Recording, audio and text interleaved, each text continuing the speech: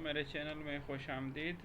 आज इस चैनल में आप लोगों को इस वीडियो के साथ शेयर करूंगा कि एक रिले क्या चीज़ है और रिले कैसे काम करते हैं और मुख्तलिफ़ अक़साम कौन कौन से टाइप के रिले है इस वीडियो में डिस्कस करेंगे। तो दोस्तों, रिले का ऑपरेशन और कंस्ट्रक्शन के लिहाज से और उसका ऑक्सिलरी कॉन्टैक्ट के कॉन्फ़िगरेशन के लिहाज से मुख्तलिफ़ अक़साम है।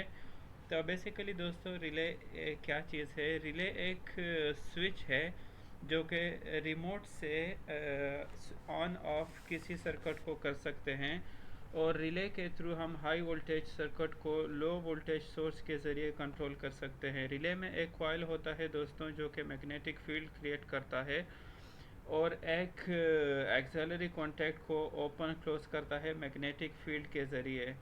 जैसे ही कॉइल एनर्जाइज हो जाता है तो मैग्नेटिक फील्ड के ज़रिए कॉन्टैक्ट को क्लोज़ किया जाता है और डी एनर्जाइज होकर कॉन्टैक्ट को ओपन किया जाता है। तो दोस्तों, हम देखते हैं कि रिले काम कैसे करता है।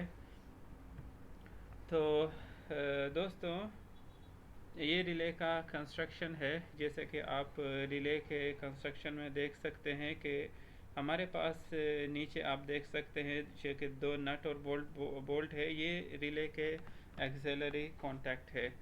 और दोस्तों, इसमें एक स्प्रिंग है जो कि टेंशन डालता है। जैसे ही कॉइल मैग्नेटिक फील्ड प्रोड्यूस करता है, एनर्जाइज हो जाता है, तो ये मूवेबल कॉन्टैक्ट है दोस्तों, ये क्लोज हो जाता है ये एरिया। और ये स्प्रिंग जो है टेंशन को, पोटेंशियल एनर्जी को स्टोर करता है। तो दोस्तों, जैसे ही कॉइल डी एनर्जाइज हो जाता है, ये स्प्रिंग पोटेंशियल एनर्जी को रिलीज़ करता है और कॉन्टैक्ट को वापस अपनी पोजीशन में खींच लेता है।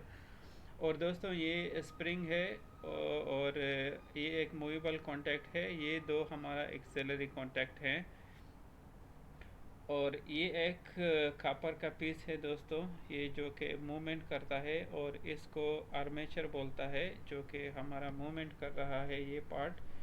इसको खींचता है ये टर्मिनल को। और बॉन्डिंग स्ट्रैप है दोस्तों, ये इसको योक बोलते हैं दोस्तों ये पार्ट को। ये कॉइल है और इसके अंदर जो है आयरन कोर है, उसके ऊपर कॉइल को लिपटा होता है। ये एक इंसुलेटर है दोस्तों और ये रिले का केसिंग है। तो दोस्तों, नेक्स्ट स्लाइड में देखते हैं। ये था कंस्ट्रक्शन का रिले। ये एक कंप्लीट सील्ड रिले है दोस्तों, इसमें आपको कॉइल नज़र नहीं आएगा और जो भी मूवमेंट करते हैं मैकेनिकल पार्ट से, वो सब एक ही पैकेज के अंदर होते हैं। तो दोस्तों, ये रिले के टर्मिनल्स है, ये कॉइल का और ये कॉइल का टर्मिनल है। दोस्तों, आप रिले में देखोगे तो मैक्सिमम रिलेज के ऊपर सिंबल बनाया होता है जो कि एक कॉइल का निशान होता है। दो टर्मिनल कॉइल के होते हैं, एक कॉमन होता है। रिले पे डिपेंड करता है, उसमें एक भी कॉमन हो सकता है अगर सिंगल पोल रिले है। अगर टू पोल रिले है, डबल पोल रिले है, तो दो कॉमन भी हो सकता है, उसमें 3 और 4 भी हो सकता है। 200 डिफरेंट टाइप्स के रिलेज आते हैं। तो ये एक रिले है जिसका एक कॉमन टर्मिनल है, एक एनसी और एनओ टाइप रिले है दोस्तों। ये टाइप बी रिले है और सिंगल पोल डबल थ्रो, जिसको हम SPDT बोलते हैं, ये एक single pole double throw relay है और इसका टाइप है टाइप सी। हाँ दोस्तों, हम नेक्स्ट देखते हैं। ओके दोस्तों, अभी रिले में आपको अब देखोगे तो आपको रिले के ऊपर एक COM टर्मिनल के साथ नज़र आएगा जो कि कॉमन को रेफ़र करता है, कॉमन टर्मिनल को। और एक टर्मिनल के साथ NO लिखा होगा जो कि नॉर्मली ओपन टर्मिनल को रेफ़र करता है। NO का मतलब है नॉर्मली ओपन कॉन्टैक्ट। और दोस्तों, एक NC आपको नज़र आएगा जो कि नॉर्मली क्लोज टर्मिनल को रेफ़र करता है। आपको मैंने दिखाया भी रिले पे। और दोस्तों, हम नेक्स्ट जाते हैं टर्मिनल रिले का। तो दोस्तों, पोल के लिहाज से रिले के कितने अक़साम है और पोल और थ्रो। पोल कहते हैं दोस्तों रिले में कितना कॉमन पॉइंट है, कितना इनकमिंग है रिले के, कितना इनकमिंग एक्सिलरी कॉन्टैक्ट है और कितना रिले से जा रहा है, आउट गोइंग है, तो उसको हम थ्रो भी बोलते हैं दोस्तों। तो पोल और थ्रो के लिहाज से रिले के कुछ अक़साम है जो मैं इस वीडियो में आपके साथ शेयर करता हूँ। दोस्तों ये आप फर्स्ट पिक्चर में देखते हो कि ये एक सिंगल थ्रो रिले है। इसका एक पोल है, मीन्स एक कॉमन टर्मिनल है इसका, और एक ही इसका आउटपुट है। तो नॉर्मली कंडीशन में दोस्तों ये ओपन है, जब भी कॉइल एनर्जाइज हो जाता है तो कॉमन और एन ओ कॉन्टेक्ट आपस में मिल जाता है और सर्किट क्लोज हो जाता है। तो ये एक सिंगल है, वन इन वन आउट है दोस्तों। और एक दूसरा फोटो में आप देख सकते हैं दोस्तों, ये एक डबल थ्रो रिले है। डबल थ्रो का मीनिंग्स दो सर्किट आउट होते हैं इसमें, और एक पोल है दोस्तों। ये है सिंगल पोल सिंगल थ्रो, और ये है सिंगल पोल डबल थ्रो दोस्तों। एक इन है और दो आउट है, लेकिन एट ए टाइम एक ही सर्किट एक ही थ्रो हमारा पोल के साथ कनेक्ट रहेगा। अगर रिले एनर्जाइज है तो एन सी कनेक्ट होगा, सॉरी एन ओ कनेक्ट होगा, और रिले डी एनर्जाइज है तो हमारा एन सी कनेक्ट होगा कॉमन के साथ। दोस्तों नेक्स्ट स्लाइड में जाते हैं। तो दोस्तों ये है हमारे पास सिंगल पोल डबल थ्रो एक रिले है। सिंगल पोल है, आप कॉमन एक ही टर्मिनल है आप देख सकते हैं, और एक एनओ है और एक एनसी है। तो दो आउट है तो डबल थ्रो कहलाएगा इसको। तो single pole double throw relay है दोस्तों। नॉर्मली एनसी कनेक्ट रहेगा, जब रिले एनर्जाइज होता है तो एनओ कनेक्ट रहेगा। तो ये है एसपीडीटी इसको बोला जाता है। दोस्तों नेक्स्ट स्लाइड में ये एक single pole single throw relay है।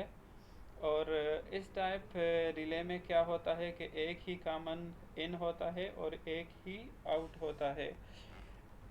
तो दोस्तों नॉर्मली ये ओपन रहेगा, जब भी सर्किट एनर्जाइज हो जाता है तो क्लोज हो जाएगा। तो ये है single pole single throw, SPST बोला जाता है इसको, सिंगल पोल सिंगल थ्रो, एक ही इन एक ही आउट। और नेक्स्ट देखते हैं दोस्तों हमारे पास। दोस्तों ये SPDT रिले है, इसमें एक कॉमन है और सिंगल पोल डबल थ्रो एक कॉमन है, और दो हमारा आउट है डबल थ्रो है। एट ए टाइम एक ही कॉन्टैक्ट ओनली कनेक्ट रहेगा, जैसा कि मैंने पहले भी आपको बताया। ये है दोस्तों डबल पोल सिंगल थ्रो। दोस्तों ये डबल पोल है, जैसे कि आप देखते हैं दो कॉमन टर्मिनल है। ये दोनों एक दूसरे से कम्प्लीटली आइसोलेट है, दोनों डिफरेंट सर्किट है, इसके लिए इसको बोलते हैं डबल पोल। ये दोनों सेपरेट है और दो सर्किट को हम कंट्रोल कर सकते हैं ये रिले के थ्रू। और सब एक ही पोल का एक ही आउट है, तो सिंगल पोल और सिंगल थ्रो है। अगर पर पोल दो आउट है तो इसको डबल थ्रो कहलाया जाएगा। तो एक ही इन और एक ही इन के लिए एक ही आउट है, इसके लिए ये डबल पोल सिंगल थ्रो कहलाया जाएगा। नेक्स्ट में जाते हैं दोस्तों डबल पोल सिंगल थ्रो। ये भी दोस्तों डबल पोल सिंगल थ्रो है। और नेक्स्ट में जाते हैं दोस्तों double pole double throw. Double pole double throw क्या होगा, दो इन होगा, और आप देखते हैं कि पर पोल हमारा दो आउट सर्किट है। पर पोल दो आउट है, इसके लिए ये डबल थ्रो है। तो दोस्तों एक पोल नॉर्मली एक ही टर्मिनल के साथ कनेक्ट रहेगा, और जब भी रिले एनर्जाइज है तो NC कनेक्ट होगा, जब रिले एनर्जाइज है तो NO कनेक्ट रहेगा, और जब रिले डी एनर्जाइज है तो NC हमारा कनेक्ट रहेगा। तो एट ए टाइम एक ही स्टेट होगा, एक ही आउटपुट सर्किट कनेक्ट रहेगा पर पोल, और एट ए टाइम दो सर्किट कंट्रोल कर सकते हैं ये रिले के थ्रू। तो डबल पोल है और डबल थ्रो भी है। नेक्स्ट में जाते हैं दोस्तों रिले के कितने फॉर्म है। फॉर्म दोस्तों रिले का कंस्ट्रक्शन का एक्सिलरी कॉन्टैक्ट का जो फॉर्म होता है, NC होता है, NO होता है, या दोनों भी एक ही रिले में होता है। तो रिले का एक्सिलरी कॉन्टैक्ट का कॉन्फ़िगरेशन कैसा है, वो हिसाब से रिले के कुछ अक़साम है जिसको बोलते हैं form of release refer to the contacts that can be open और closed। दोस्तों ये NO भी हो सकता है और क्लोज भी हो सकता है। तो दोस्तों ये अगर कॉन्टैक्ट NO है तो वो फॉर्म A टाइप होगा वो रिले। अगर कोई रिले में NC पॉइंट नहीं है, ओनली NO है, तो उसको कहलाया जाएगा फॉर्म ए रिले। और नेक्स्ट है दोस्तों फॉर्म बी रिले है। अगर रिले में ओनली नॉर्मली क्लोज कांटेक्ट है, कोई दूसरा कांटेक्ट नहीं है NO, तो इसको कहलाया जाएगा फॉर्म बी रिले। नेक्स्ट दोस्तों हमारे पास है फॉर्म सी रिले। दोस्तों फॉर्म सी रिले क्या है, इसमें दोनों कॉन्टैक्ट, ये कम्बिनेशन है फॉर्म ए और बी का, इसमें दोनों कॉन्टैक्ट NO भी मिलेगा और NC भी मिलेगा, लेकिन एट ए टाइम एक ही कनेक्ट रहेगा कॉमन के साथ। और फोर्थ है हमारे पास फॉर्म डी। दोस्तों form D very rarely use होता है, लेकिन मैक्सिमम UPS में यूज़ होता है और कोई भी अनइंटरप्टेड पावर सप्लाईज में यूज़ हो सकता है, और चेंज ओवर स्विचेस में भी हो सकता है, और ATS पैनल में दोस्तों भी यूज़ हो सकता है। तो दोस्तों ये कैसे काम करता है, बेसिकली ये भी फॉर्म सी के जैसा ही होता है, लेकिन दोस्तों इसमें क्या होता है कि एक सर्किट डिस्कनेक्ट होने से पहले दूसरा सर्किट कनेक्ट हो जाता है।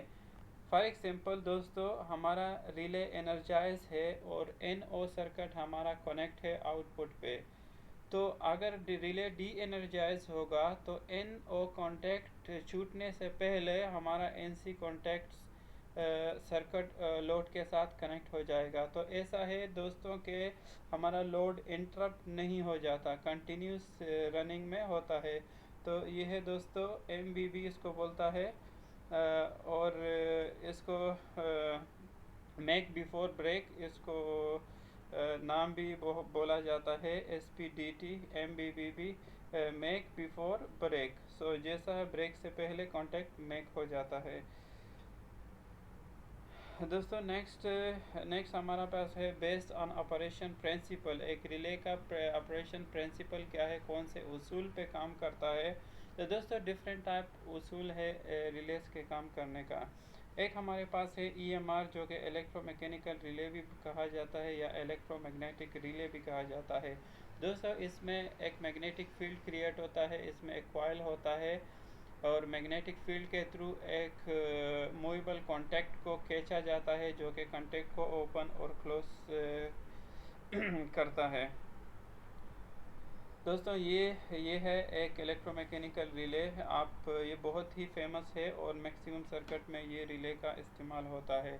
दोस्तों इसका कीमत भी कम होता है दूसरे रिले की निस्बत, और इसकी कॉन्फ़िगरेशन भी बहुत आसान है, उसकी वायरिंग करने का तरीका भी बहुत सिंपल है, और इसका कीमत बहुत कम होती है दूसरे रिले की निस्बत। सो दोस्तों आप ये रिले देख सकते हैं, इनमें NO NC और कॉमन टर्मिनल है, और कंट्रोल के लिए एक कॉइल होता है इसमें। दोस्तों ये कॉइल है और इसका एक्सिलरी कॉन्टैक्ट है, और इसका कॉइल का सप्लाई है। इधर भी देख सकते हैं दोस्तों, ये सिंबल में कॉइल है, NO है, NC है, और एक कॉमन टर्मिनल है। दोस्तों नेक्स्ट जाते हैं ये डिफिनीशन है EMR का रिले क्या होता है। दोस्तों के EMR का रिले एक ऐसा रिले होता है जो कि मैग्नेटिक फील्ड के थ्रू कॉन्टैक्ट को ओपन और क्लोज करता है, वो EMR रिले कहा जाता है। दोस्तों कुछ बेनिफिट्स भी है EMR रिले के, और कुछ डिसएडवांटेजेस भी है। दोस्तों ये इसमें आर्किंग डिसएडवांटेज ये है कि इसमें आर्किंग प्रोड्यूस होता है।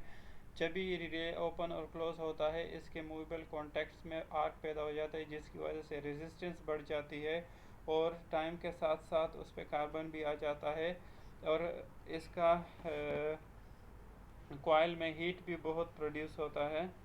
तो दोस्तों वो एक डिसएडवांटेज है वो रिले का। दोस्तों दूसरा टाइप है हमारे पास के एक SSR सॉलिड स्टेट रिले होता है। दोस्तों ये एक इलेक्ट्रॉनिक रिले है, और कंप्लीट इसमें कोई भी एक मैकेनिकल पार्ट या कोई भी मूवेबल पार्ट नहीं होता है, कंप्लीट सॉलिड स्टेट डिवाइस है, और अंदर में सब इलेक्ट्रॉनिक सर्किट होते हैं। इसको SSR, इसके लिए इसको सॉलिड स्टेट रिले बोला जाता है दोस्तों। तो दोस्तों ये रिले एक्सपेंसिव भी है, और स्विचिंग में बहुत फास्ट है, और जिधर हमको बहुत फास्ट स्विचिंग चाहिए अनइंटरप्टेड पावर सप्लाईज में बहुत यूज़ हो जाता है इसका, और किधर हमारा सर्किट्स प्रोटेक्शन सर्किट में बहुत यूज़ हो जाता है दोस्तों।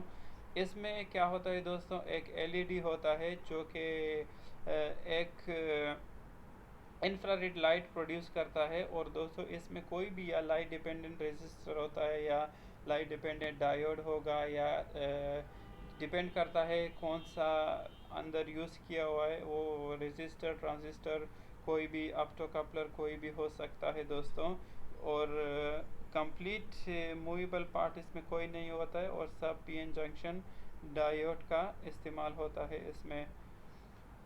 तो दोस्तों नेक्स्ट हमारे पास है, इसके भी डिसएडवांटेज है दोस्तों कि इसमें हीट प्रोड्यूस होता है, और आपको मालूम है कि पीएन जंक्शन जो कि जर्मेनियम और सिलिकॉन में कुछ पावर वोल्टेज ड्रॉप भी लॉस होता है, तो इसकी वजह से इसमें वोल्टेज ड्रॉप होता है और पावर कंजप्शन ज़्यादा है, इसका पावर इसमें वेस्ट होता है, और लाइफ स्पैन भी दोस्तों कम होता है दोस्तों।